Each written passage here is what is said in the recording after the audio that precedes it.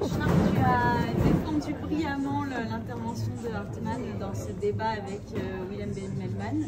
Est-ce que tu peux nous résumer un petit peu ton point de vue sur la place de l'intervention de Hartmann aujourd'hui en 2025? Alors c'est un débat passionné, mais globalement ce qu'on peut dire c'est qu'il y a une place pour la résection anastomose, que la résection anastomose marche bien dans les descendants de musique, il y a probablement des bonnes indications, mais qu'on ne peut pas faire une résection anastomose pour tous les patients, notamment chez les patients fragiles, notamment quand il y a évidemment une instabilité hémodynamique. Et dans cette situation, le Hartmann reste une intervention qui est intéressante.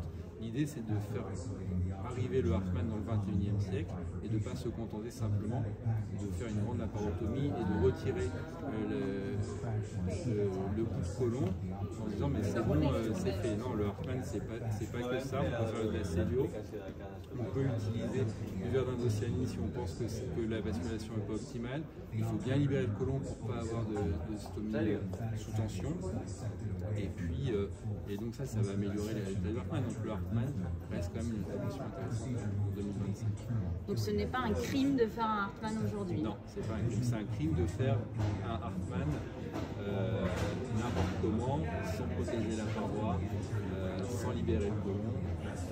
Ça oui, mais c'est pas le Hartmann, ça c'est le choc. Okay. Et pour améliorer la mauvaise image de Hartmann, tu recommandes donc la voie mini-invasive au maximum. Et quels sont tes autres conseils? Voie mini-invasive, dès que c'est possible, c'est souvent possible. Ne pas couper trop bas le rectum pour le second temps, ce sera bien plus simple. Voilà, prendre le temps de faire correctement l'intervention, on ne va pas perdre de temps finalement, on ne va pas avoir à fermer la paroi. Et puis voilà.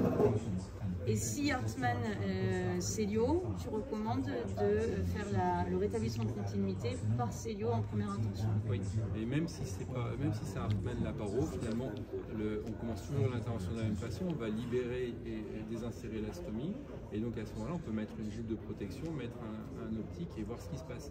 S'il y a quelques adhérences, et ça arrive souvent même quand on a fait Hartmann laparo, on peut faire le rétablissement cellio, et si c'est vraiment l'enfer, à ce moment-là, on passe en laparo. Donc c'est toujours en intention de cellio, même pour le rétablissement.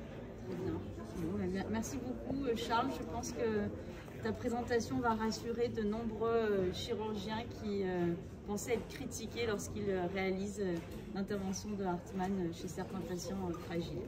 Merci. Merci.